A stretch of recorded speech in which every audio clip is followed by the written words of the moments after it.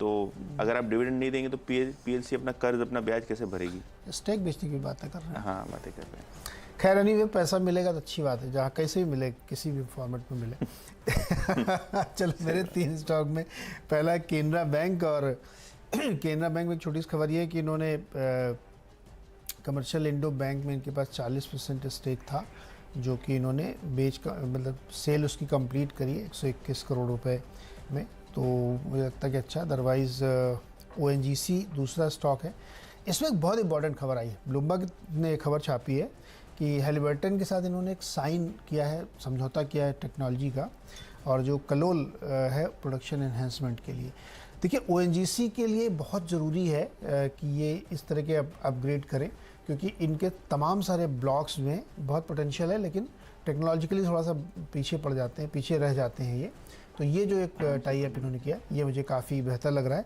और तीसरा स्टॉक है रैमको सिस्टम्स। और रैमको सिस्टम्स में भी एक खबर जो ब्लूमबर्ग के हवाले से आई कि उन्होंने इसी हैलिबर्टन से कॉन्ट्रैक्ट जीता है, जो इनके लिए मतलब उनके पेरोल का जो काम है चाइना में, उसको ये ऑपरेट करेंगे। तो इनके लिए भी एक अच्छी खबर है। वैसे एचआर के काम का बहुत इनको मिलता है रैमको सिस्टम्स को ठेका। तो ये तीसरा है, तो इस खबर के चलते इसमें ग्रीनरी हो सकती है। बिल्कुल। तो ये 3-3 स्टॉक्स हो गए। अब 2-2 स्टॉक्स, 3-3 स्टॉक्स, 3-3 फिर से 3-3 स्टॉक्स की बातें हम करते हैं। और ऑब्वियसली अगर हम आज देखें तो खबर में कैंपस फुटवेयर भी रहेगा। और कैंपस एक्टिववेयर की बात करें तो यहाँ आज उनका private equity investor TPG capital लगभग 7.5% हिस्सा बेचने वाला है, और डीप डिस्काउंट पे ये सौदा हो सकता है। कल भी स्टॉक 3.5% के प्रेशर में था, और आज लगभग ये ब्लॉक 345 रुपये प्रति शेयर के आसपास हो सकता है, क्योंकि वो फ्लोर प्राइस है। जीएम फाइनेंस जो है ब्रोकर है इस पर्टिकुलर ब्लॉक डील के लिए, तो नज़रें रखें। बहुत ही लार्ज ट्रेड हो सकता है। और अगर हम आईपीओ के बाद देखें, कंपनी की एक ज़बरदस्त रैली हुई, लेकिन वो रैली में हर इन्वेस्टर जो प्री आईपीओ था, प्राइवेट इक्विटी था, फंड था, उन्होंने अपना प्रॉफिट बुक कर लिया है। तो कहीं ना कहीं ये स्टॉक आपको थोड़ा बहुत शुरुआती प्रेशर में आता हुआ दिखेगा। हाँ, अगर डिमांड सही रही और ओवरऑल बेसिस पे इन्वेस्टर्स ये प्राइस पे आने को तैयार हैं, तो शायद डील के बाद थोड़ा बहुत बाउंस भी मिले, लेकिन शुरुआती जो कमज़ोरी है वो स्टॉक में रहनी चाहिए। ये रखिए स्टॉक रेडार पे।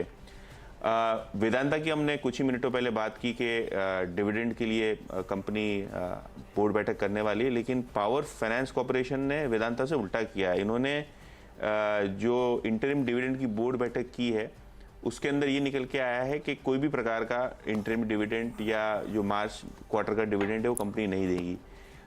सरप्राइजिंग है, क्योंकि जनरली जो सरकारी पीएसयू बैंक्स या फाइनेंशियल इंस्टीट्यूशन होती है वो मार्च के क्वार्टर में अच्छा डिविडेंड देती हैं, ताकि सरकार की बैलेंस शीट पे भी वो कैश आ जाए। लेकिन कहीं ना कहीं ये जो डिफरमेंट है पावर फाइनेंस कॉर्पोरेशन का डिविडेंड को लेके, ये शायद स्टॉक के लिए ऑगर वेल नहीं करेगा। थोड़ा बहुत शुरुआती प्रेशर यहाँ भी आपको देखने को मिल सकता है। और तीसरा स्टॉक जो जोड़ी में दूसरे लेने वाले हैं वो है टाटा मोटर्स। आज इकोनॉमिक टाइम्स के हवाले से ये खबर आ रही है कि इलेक्ट्रिक व्हीकल कारोबार के लिए अलग आउटलेट्स जो है टाटा मोटर्स खोलने की तैयारी कर रहा है। अगर हम करंटली देखें तो मारुति 2 फॉर्मेट्स चलाती है, एक नेक्सा का आउटलेट है, एक नॉर्मल उनका आउटलेट है। तो कहीं ना कहीं उसी तर्ज पे टाटा मोटर्स अब इलेक्ट्रिक व्हीकल के लिए अलग डीलरशिप, अलग शोरूम्स करने वाला है, जिससे इलेक्ट्रिक व्हीकल की सेल्स को थोड़ा बूस्ट मिले। ये कुछ मार्केटिंग को लेकर बदलाव होने वाले हैं, ऐसा न्यूज़ रिपोर्ट सजेस्ट कर रही हैं।